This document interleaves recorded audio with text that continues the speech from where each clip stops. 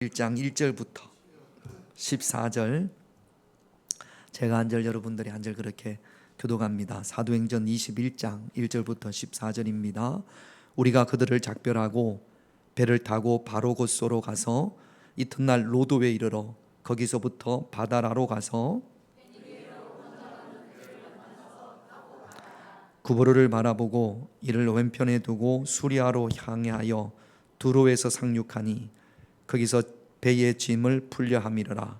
제자들을 찾아 거기서 이래를 머물더니 그 제자들이 성령의 감동으로 바울들어 예루살렘에 들어가지 말라 하더라. 이 여러 날을 지낸 후 우리가 떠나갈새 그들이 다 그 처자와 함께 성문 밖까지 전송하거늘 우리가 바닷가에서 무릎을 꿇어 기도하고 서로 작별한 후 우리는 배에 오르고 그들은 집으로 돌아가니라. 두로를 떠나 항해를 다 마치고 돌레마이에 이르러 형제들에게 안부를 묻고 그들과 함께 하루를 있다가 이튿날 따라 가이사라에 이르러 7 지사 중 하나인 전도자 빌립의 집에 들어가서 머무르니라.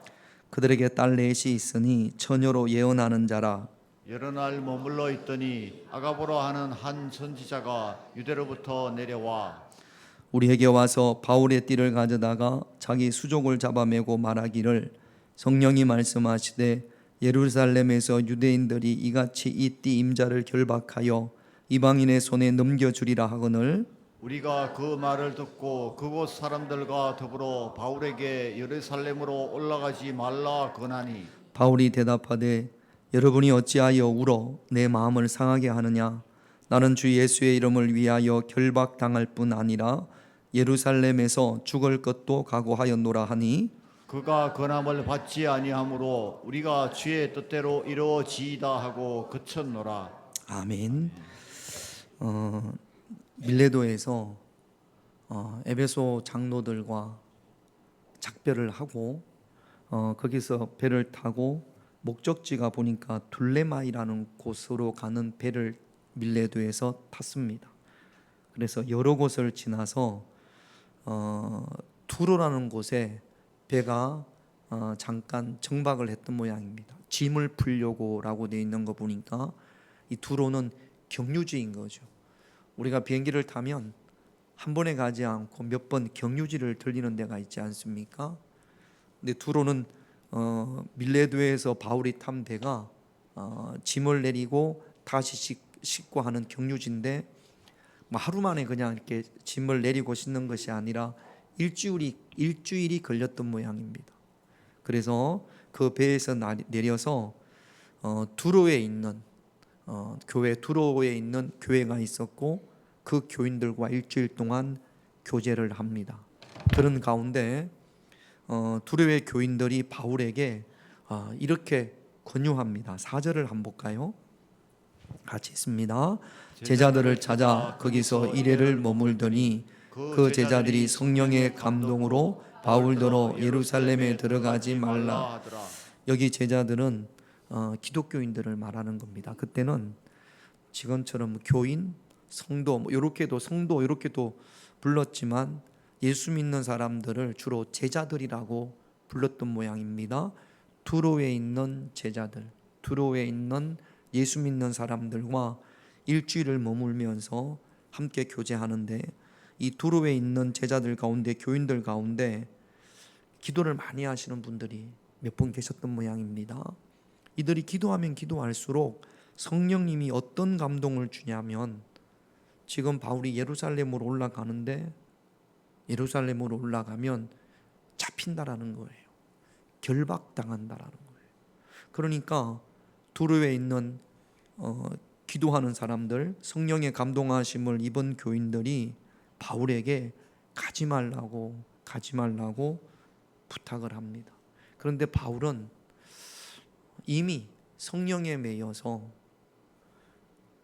자기는 예루살렘으로 올라갈 수밖에 없다라는 것을 바울이 알고 있습니다. 가지 말라고 하고 가야 된다고 하고 가면 큰 어려움을 당하는데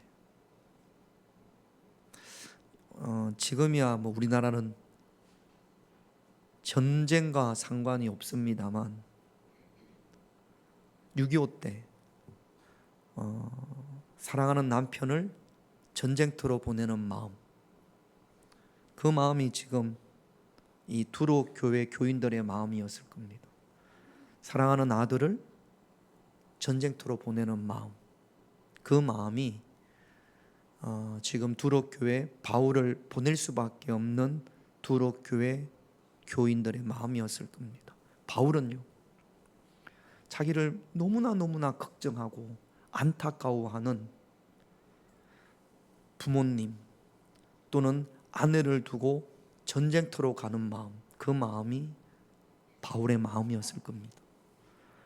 안 갈 수도 없고 안 보낼 수가 없어요. 안 보내면 좋겠는데 가야 되고, 안 가면 좋겠는데 또 갈 수밖에 없고, 그럴 때 어떻게 해야 합니까?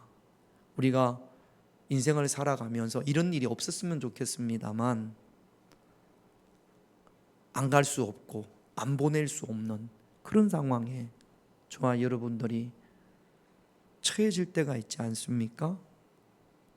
그때 여러분 왼편에 보시면 느헤미야 8장 10절이 여호와로 인하여 뭐 하는 것은? 기뻐하는 것은, 여호와로 인하여 기뻐하는 것이 너희의 힘이다 그랬거든요. 저는 이 여호와로 인하여 기뻐하는 것을 오늘 말씀에 적용을 하면 함께 기도하는 것이라고 생각을 합니다.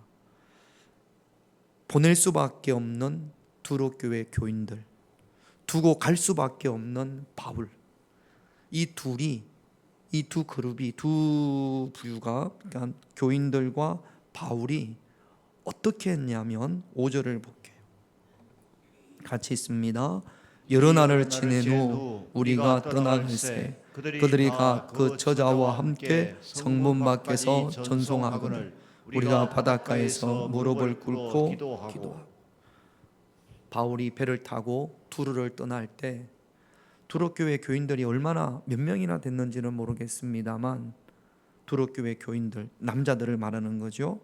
그의 아내들, 그 다음에 그의 자녀들까지 다 바닷가로 모여서, 그래서 아마 뭐 우리가 상상할 수 있습니다만 손을 잡고 기도했던지 아니면 바울의 몸에 손을 얹고 기도했던지, 무릎을 꿇고 온 교인들이, 바울과 두로 교회 교인들이 함께 하나님 앞에 간절히 기도합니다.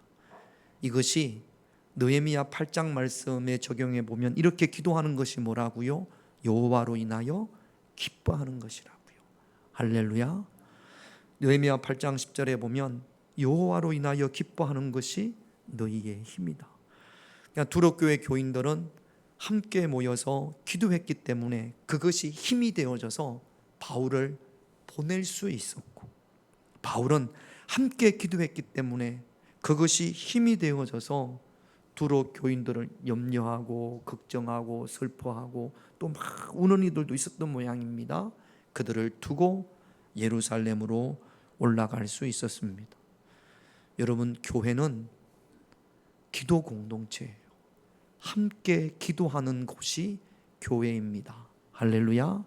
처음 교회가 생겨질 때부터 오순절날부터 시작해서 초대교회가, 예루살렘 교회가 시작이 되어졌는데, 그 시작이 더불어 마음을 같이하여 오로지 기도할 때, 그것이 교회의 시작이 되어졌습니다. 좋은 교회, 복된 교회는 기도하는 공동체여야 합니다.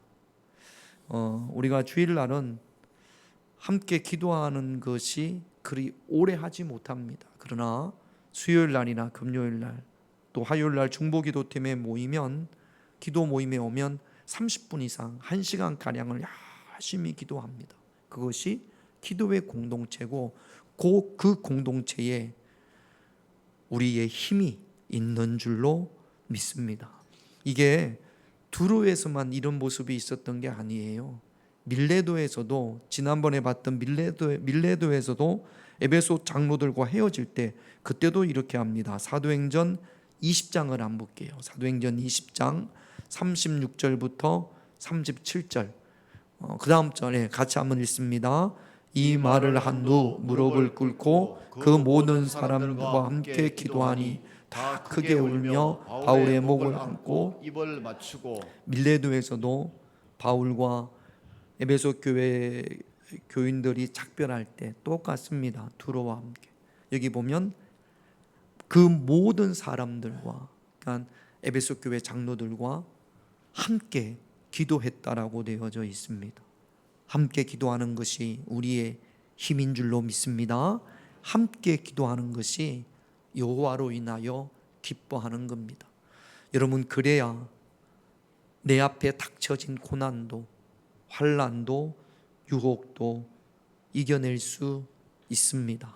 함께 기도하는 그 공동체 안에 저와 여러분들이 머물게 되시기를 주님의 이름으로 축원드립니다. 화요일날 중보기도 모임으로 모입니다.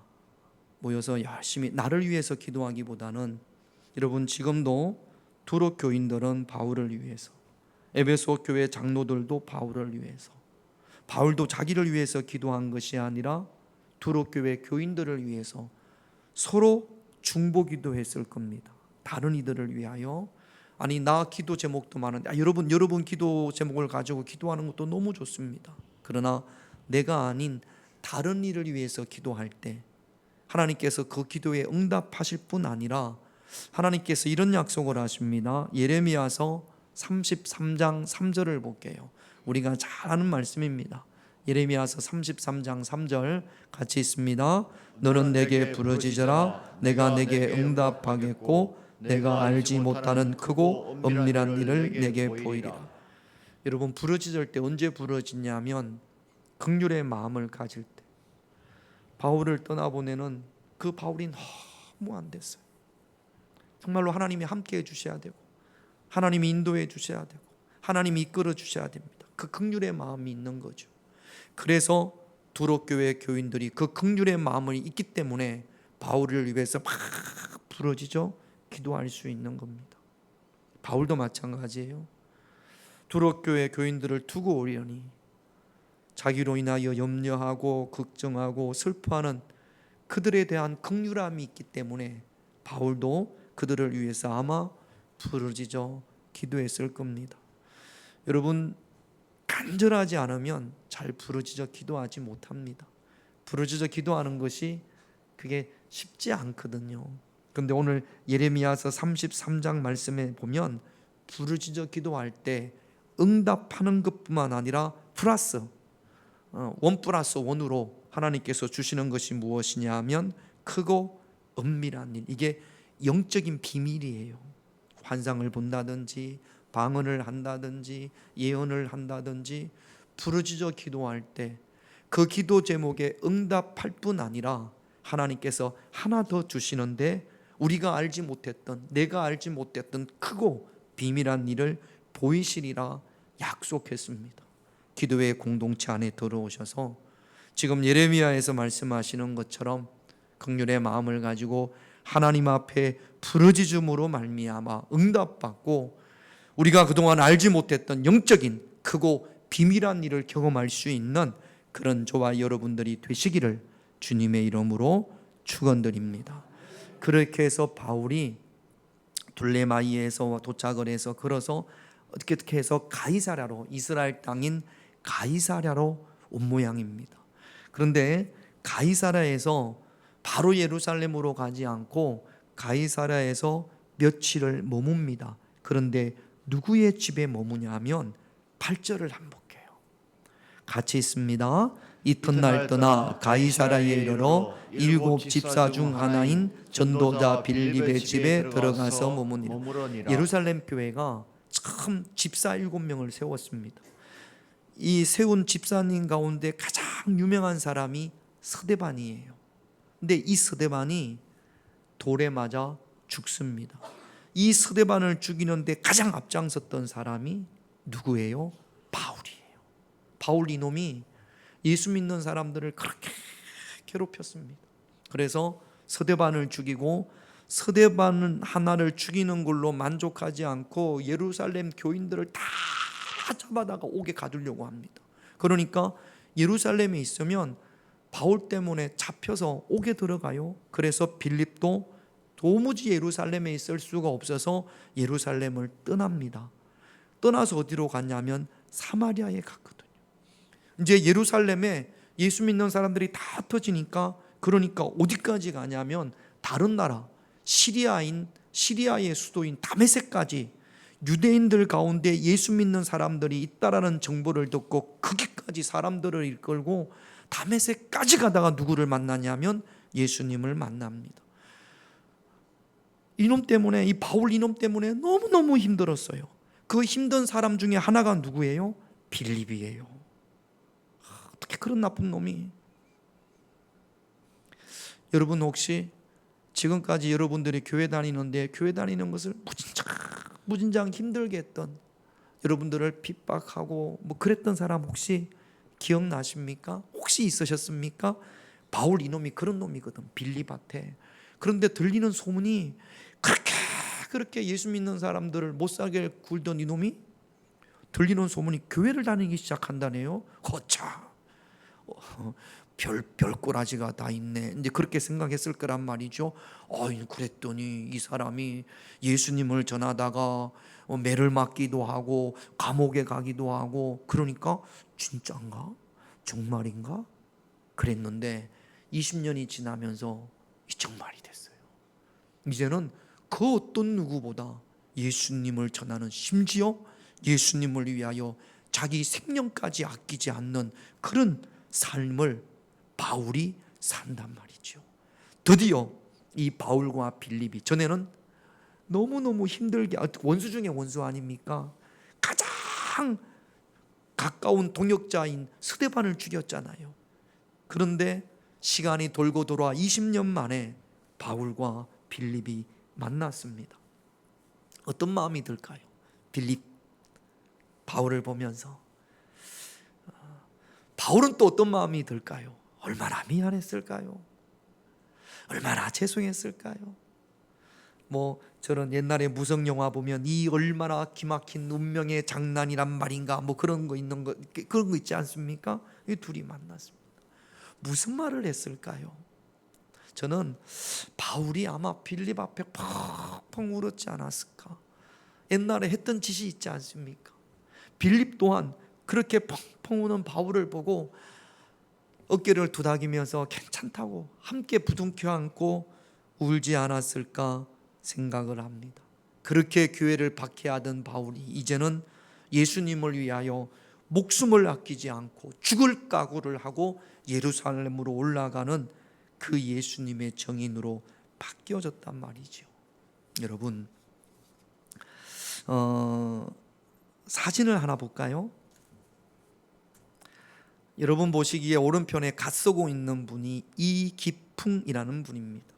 우리나라의 최초로 우리나라에서 우리나라 사람 가운데 목사님이 되신 분 7분 가운데 한 분이에요. 그리고 여러분 보실 때 왼편에 계신 분이 서양 사람이 마펫이라는 선교사입니다. 이 마펫이라는 선교사에 의해서 이 갓선 분이, 눈 떠요. 지금 갓선 분 이야기합니다. 눈 떠요. 갓선 분이 예수 믿기 시작을 했어요. 이기풍은 평양에서 유명한 주목이었답니다. 사람들 보면 다 두들겨 패고, 그리고 그때 이제 일제 강점기긴 하지만 외국의 선교사들이 많이 들어왔던 모양이에요. 외국 사람들에 대한 부정적인 마음이 있어서 이 마펫 선교사가 평양에서 전도하는데 돌을 던져가지고 이 턱을 막아, 그 마펫 선교사가 턱을 맞아가지고 피투성이가 됐던 모양이에요. 마펫 선교사가 사는 집도 다 때려 부시고, 그 평양에 처음 장대현 교회라고 교회를 건축하는데 그곳에 가가지고 다 때려 부시고, 누가? 이 갓선 양반, 이 이기풍이가 그랬단 말입니다. 그러다가 청일전쟁이 일어나고, 그래서 원산으로 피해 갔다가 꿈에, 이분 그 전기를 보면 꿈에 예수님을 만나요. 바울은 다메섹 도상에서 예수님을 만나는데 너무 놀래가지고, 그래서 이 이기풍 이분이 예수님을 믿기 시작을 합니다. 그리고 그 원산에서 예수를 믿고 평양으로 가서 자기가 그렇게 돌을 던지고 두들겨 패고 못살게 굴었던 이 마펫 선교사가 세운 신학교에 등록을 합니다. 그래서 신학교 과정을 마치고 최초로 우리나라에서 장로교 목사님으로 7분이 안수를 받는데 그분의 중에 한 분이 이 이급흉입니다. 안수를 받고 나서 이 장로교회에서 그 당시 제주도는 우리나라였지만 선교지나 마찬가지였답니다. 너무 우상이 많아서. 그래서 장로교회에서 이기풍 이 목사님에게 당신이 제주도로 가라. 제주도로 가서 복음을 전하라. 그래서 목포에서 배를 타고 제주도로 가다가 또 그 배가 부서져 가지고 널판지 하나 간신히 붙잡고 제주도에 도착을 합니다. 제주도에 도착을 해서 열심히 복음을 전하고 여러 교회를 세우고 일제강점기였으니까 신사참배에 반대를 했어요. 그래서 잡혀가서 무진장 많이 맞기도 하고 그러면서 끝까지 제주도에서 복음을 전하다가 거기서 돌아가셨습니다. 제주도에 가면 이기풍 기념관이 있습니다. 이게 제주도 보신 분들은 뭐 귤 드시고 노느라고 그런데 못 가보셨죠? 혹시 다음에 가면 여러분들이 자유롭게 가면 제주도에 이기풍 기념관이 있다는데, 이기풍 목사님 기념관이 있다는데 생각하시고 한번 들려보셔도 좋을 것 같습니다. 기회가 되면 우리 전도팀도 전도하는 분들이니까 이 제주도 가서 이기풍 기념관을 한번 봤으면 좋겠습니다. 할렐루야. 예수님을 핍박하는 자에서 예수님을 전하는 자로, 아마 이 자리에 계신 분들 가운데에서도 전에 교회에 다니는 사람들을 많이 미워하고 교회 다니는 사람들을 욕하고 교회 못 가게 하고 그랬던 분도 이 자리에 있을 수 있습니다. 그런데 우리가 변화되어져서 누구보다도 예수님을 열심히 믿는 그런 삶으로 변화될 수 있습니다. 제가 부목으로 목회하던 곳에서 남자분들만 이렇게 모시고 제자훈련을 한 타임을 제가 맡았습니다.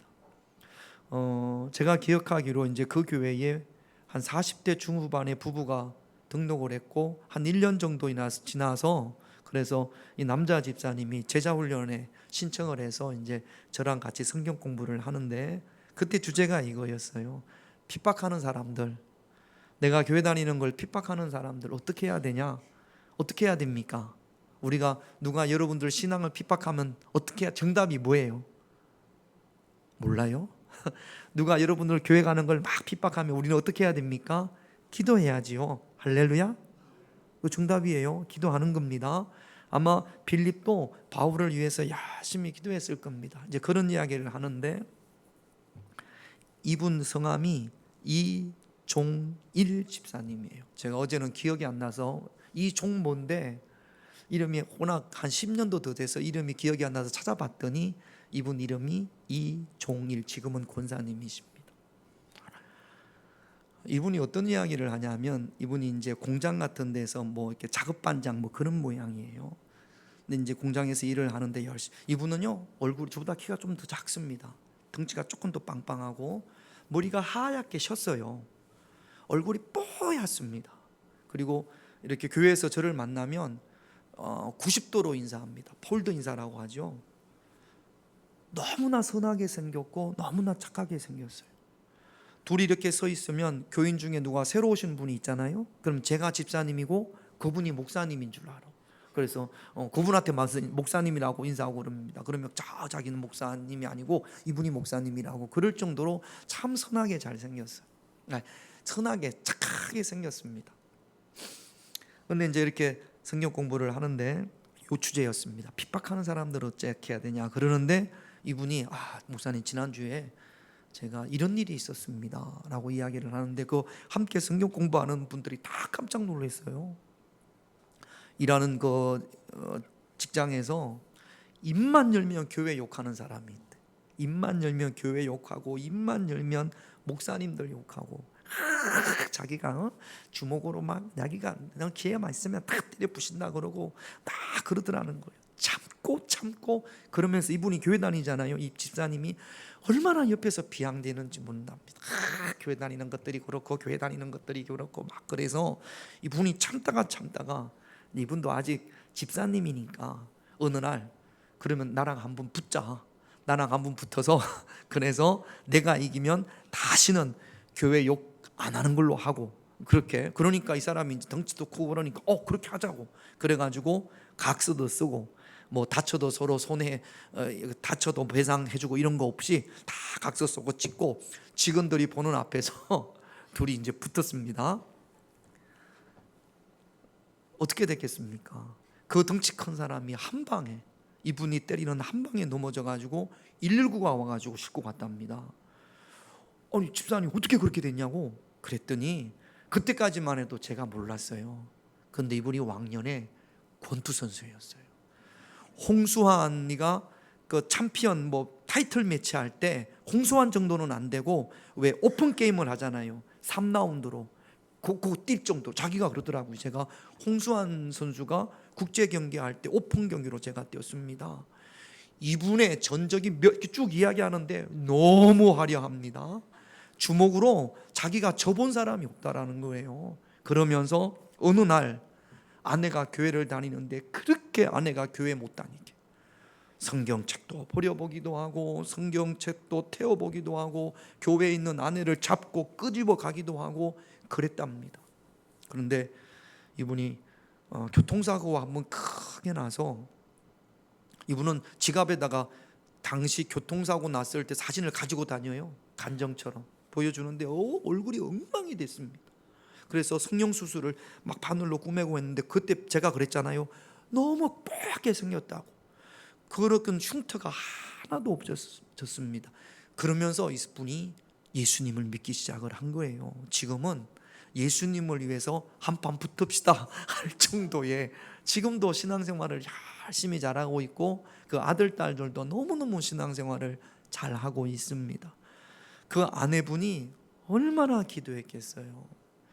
그 아내분이 여기 송천동에서 튀김 이렇게 팔고 그랬었거든요. 근데 지금은 이제 연세가 되셔서 안 하시는 것 같은데 얼마나 그 남편을 위해서. 이종일, 이게 유튜브나 이렇게 보면 혹시 모르게, 그래서 제가 이게 사실이기 때문에 실명도 이야기하는 거예요. 그분이 간정처럼 이야기했으니까. 이종일 붙자 그래가지고 여러분 혹시 지금도 여러분들의 신앙을 핍박하는 이들이 있다면 우리는 그분처럼 붙자 이렇게 해서는 안 되고 열심히 기도함으로 말미암아 이기풍이 변화된 것처럼 이종일 집사님이 변화되어진 것처럼 사울이 바울이 된 것처럼 언젠가는 하나님께서 저와 여러분들의 기도에 응답해 주실 줄로 믿습니다. 더 뜨겁게 더 열심히 기도의 공동체 안에서 눈물로 기도할 수 있는 저와 여러분들이 되시기를 주님의 이름으로 축원드립니다. 하나 더 하십시다. 11절을 한번 볼게요. 같이 있습니다.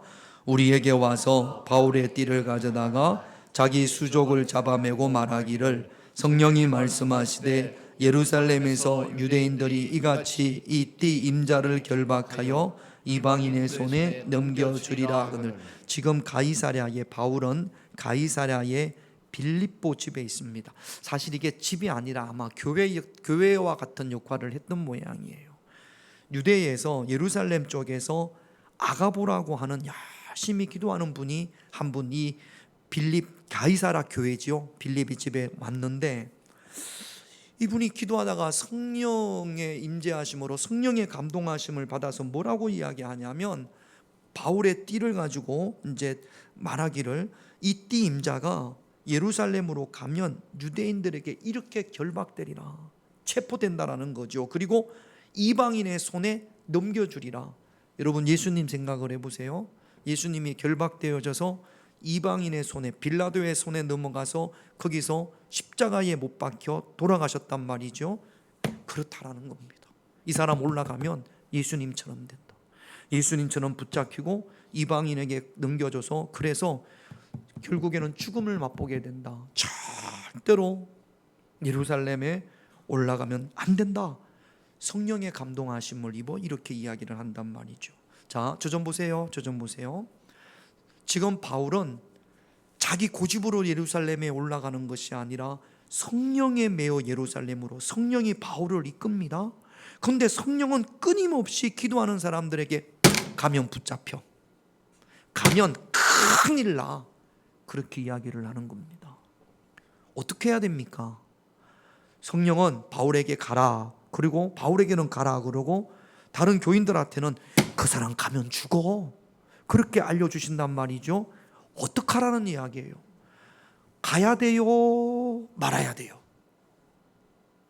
모르죠? 네. 자, 12절 같이 있습니다. 12절 같이 있습니다.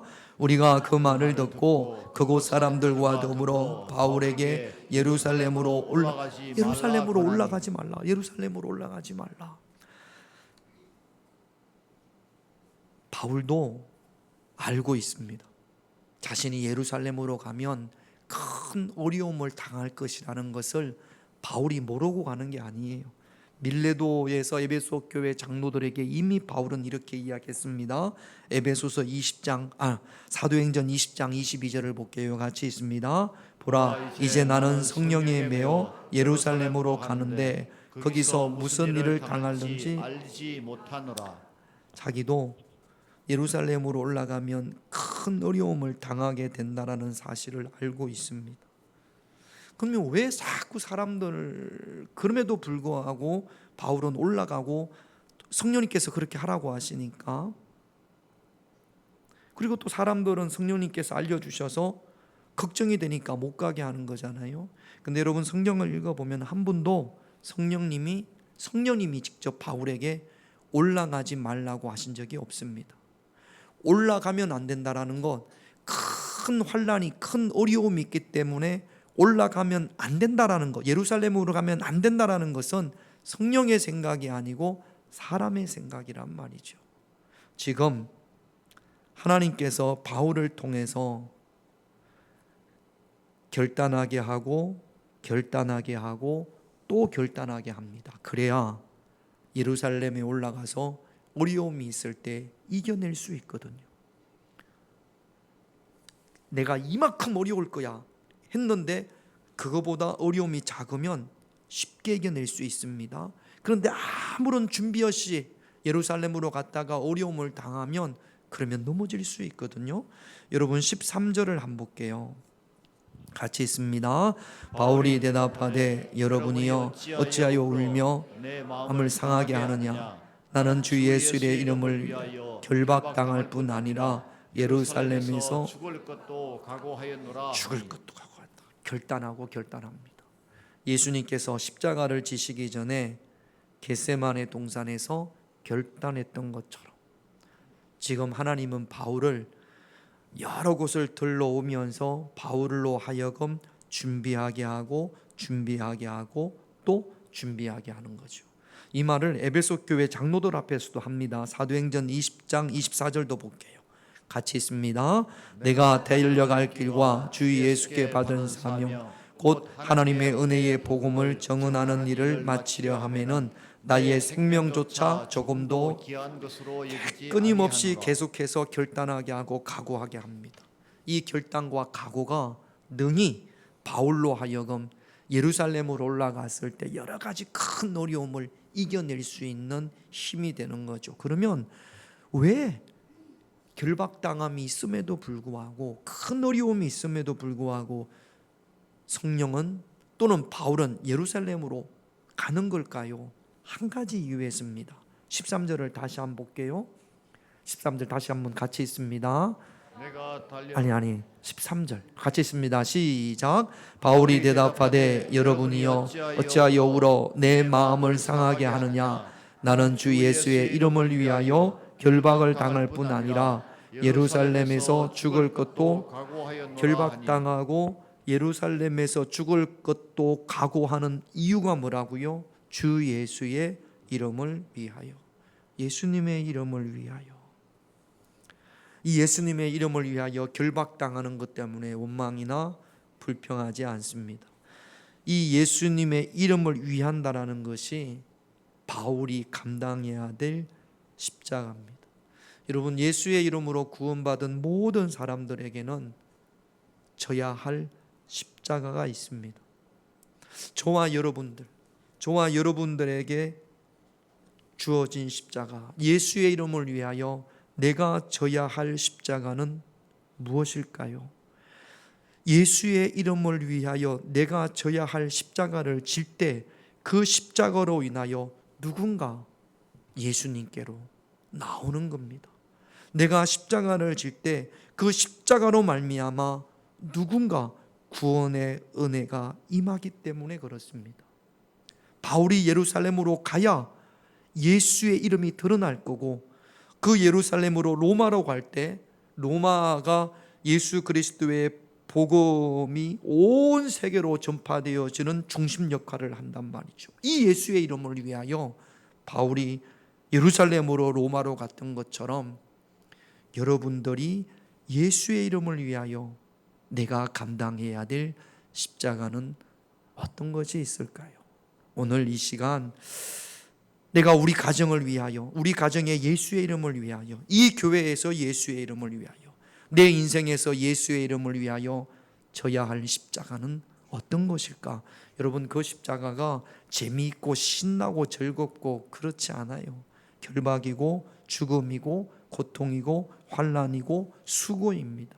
그럼에도 불구하고 그 십자가를 질 때 그 십자가를 통하여 한 영혼이 주님께로 돌아오는 줄로 믿습니다.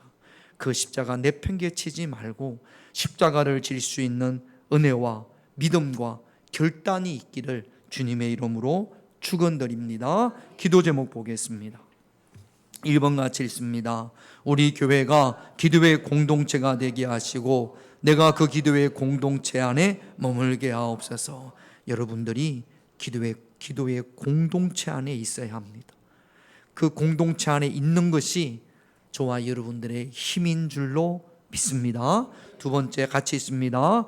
교회를 핍박하는 자를 위해 오히려 기도하게 하옵소서. 그래야 내 주변에 바울 같은 사람, 이기쁨 같은 사람, 아까 이야기했던 이종일 그 집사님 같은 분들이 자꾸 세워질 수 있는 겁니다. 3번 같이 있습니다. 예수의 이름을 위해 내가 져야 할 십자가가 무엇인지 알게 하옵소서. 내가 지는 십자가로 인해 누군가 구원의 은혜를 경험하게 하옵소서. 꼭 여러분들에게 주어진 십자가를 감당할 수 있기를 오늘 이 시간 함께 기도하기를 원합니다. 우리